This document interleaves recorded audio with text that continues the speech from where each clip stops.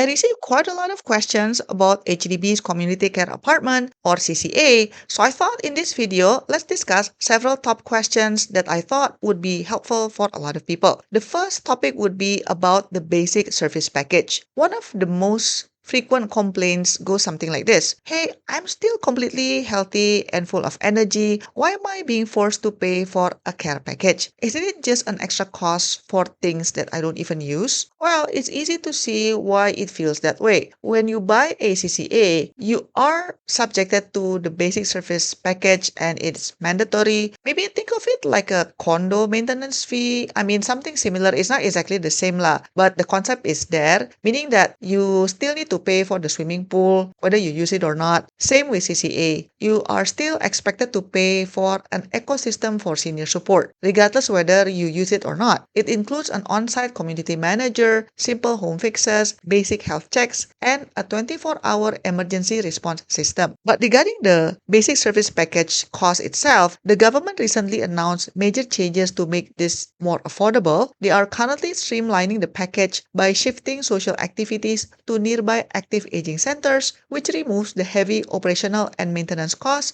of standalone communal spaces from your monthly bill. On top of that, the Ministry of Health is also introducing means-tested subsidies, which is similar to national long-term care schemes for components like 24/7 emergency response and staff support. So depending on your household income, these upcoming subsidies can slash monthly fees by 18 to 75% for existing projects. However, I saw a requirement on the Vanguard website that personally I haven't read elsewhere, that in order to be eligible for BSP subsidy, at least one of the registered CCA applicants must be certified to require permanent assistance with at least one activities of daily living. But personally, I'm a bit confused when reading this. Does that mean that if you are still relatively able and active and you don't require permanent assistance, does that mean that you are not eligible for subsidies? Let me know in the comment section down below if you know the answer. But other than that, even if you are eligible to get the subsidy, again, you are still subjected to means testing, or in other words, you will be assessed based on monthly per capita household income, or if there's no income anymore, let's say you are already retired, then they will assess it based on the annual value of your home. Even with subsidies, the obligation can still feel frustrating if you feel perfectly fine today. However, again, the concept behind BSP is not about where your health is right now. It is an insurance policy for the future, because our health can pivot unexpectedly. A sudden slip in the toilet or a severe illness can change our mobility overnight. The package ensures that the day you do need help, the infrastructure, the emergency buttons, and the support staff are already right there outside your door. Another question that I got is, how much is the basic service package? So here's the summary from the Vanguard website, because the cost is actually different depending on which project is the CCA located at. So for example, in Harmony Village at Bukit Batok, the monthly fee before restructuring is from 159 to 170, but then after the restructuring, it's 130 up to 140. But then for Chai Chi Green, as you can see, the cost will go down from 175 to 185. It will go down to 110 to 120. So as you can see, the cost after restructuring is expected to be just slightly over $100. So the monthly fee actually dropped following the government's recent restructuring and streamlining of the care ecosystem. Regarding the upcoming Toa Payoh CCA, we don't know the price at this point in time, but I'm guessing it will be somewhere similar. So between $100 to $150 per month. That would be my assumption. Now the next question is, what happens if you apply as a senior couple? So if you apply as a couple, the cost of the flat remains the same, but the basic service package is indeed calculated per person, because the care and emergency monitoring cover two distinct individuals. So for example, if let's say you live with your spouse and both are seniors, then you are expected to subscribe to BSP individually. So meaning whatever cost that I've shown you earlier, that's times 2. Now, a very valid but sensitive question would be, what happens if one spouse passes away? From the sources that I've read, rest assured that the system accommodates such life scenario. So if one partner passes away, then the surviving spouse continues to live in the apartment, because the care services are now only being delivered to one individual. Then the monthly BSP fee will be adjusted down to a single person rate, ensuring that the survivor is not financially penalized during an already challenging challenging time. Now, I do have a watch out regarding the payment method of the basic service package because as you can see on this table, the current payment plan requires you to pay first month fee plus 1 year deposit. But then the new payment plan still requires you to pay 1 year security deposit at the start of the lease, which can be quite a lot, right? I mean, if you already retired, then you have to pay 12 months times like $100 something. That's already like 4 digit, like more than $1,000 something. So that is something that you need to think about. And the basic service package cannot be paid using CPF or your MediSave. So it needs to be paid just with cash. So that's watch out because the basic service package needs to be paid in cash.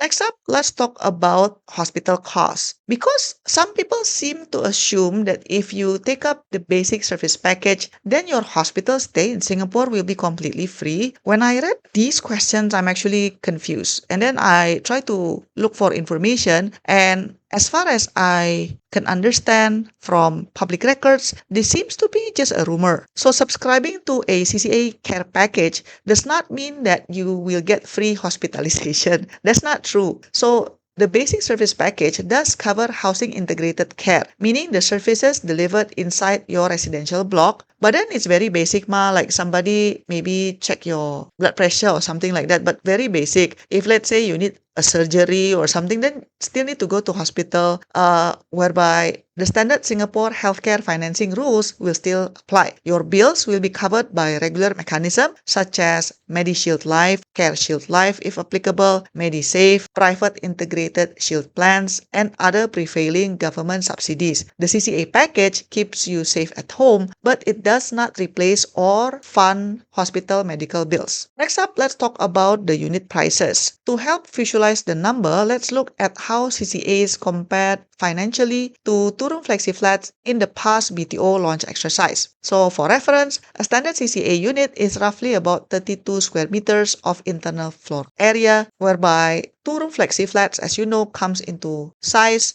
type 1, which is about 36 square meter, and type 2, which is about 46 square meter. But of course, what you always need to remember is that CCA has a very limited leasehold, right? It's between 15 to 45 years, depending on the launch term, provided that it can cover the youngest applicant up to the age of 95. So if we want to assess objectively from raw real estate perspective, there's no denying that CCA in general carry a higher price per square meter than a standard two-room flexi flat. Well, maybe it's like that because CCA will come pre-fitted with senior-friendly interior renovations, built-in wardrobes, and also other safety features. The absolute price of CCA, obviously, it's lower than two-room flexi with full 99-year leasehold. This low quantum makes it highly accessible for seniors who are limited in funding. Another thing that I heard a lot is people commenting that CCA is too small. Some even commenting that, oh, it looks like a coffin or it's claustrophobic. But then,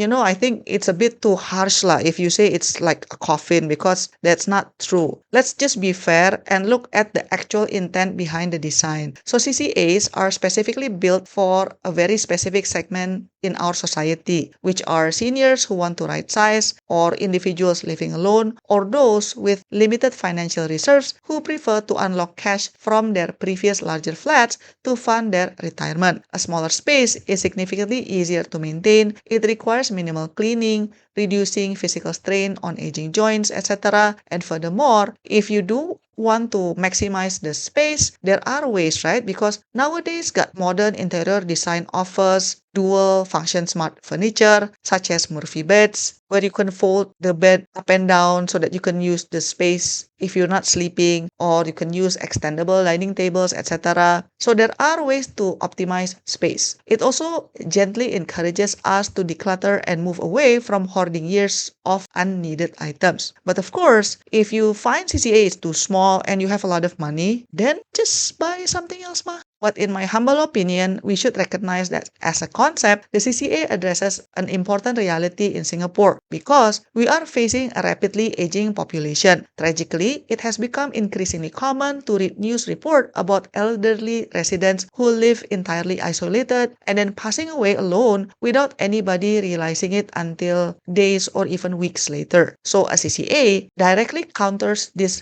vulnerability. By moving the care infrastructure into the housing design, featuring built-in pool courts, motion indicators, on-site personnel, and close-knit communal nodes, it bridges a vital safety gap. For example, if a resident suffers a fall or sudden medical crisis, the response time is drastically minimized. It provides peace of mind that someone is looking out for you. So in summary, I would say public housing policies is a very difficult balancing act because it needs to balance the needs of many different groups. A housing type that does not fit your personal lifestyle or financial situation might be a lifeline for someone else. CCAs are indeed not a universal solution for every single senior in Singapore, nor were they ever intended to be. But for those who need an affordable, manageable home with a built-in safety net, they offer a highly supportive environment. So let's appreciate the option for the security it brings to the families and individuals who truly need it. But what do you think? Let me know in the comment section down below if you still have further questions about CCA. Thank you so much for watching, and I'll see you in my next video. Bye-bye. To support my work, you can give a one-time tip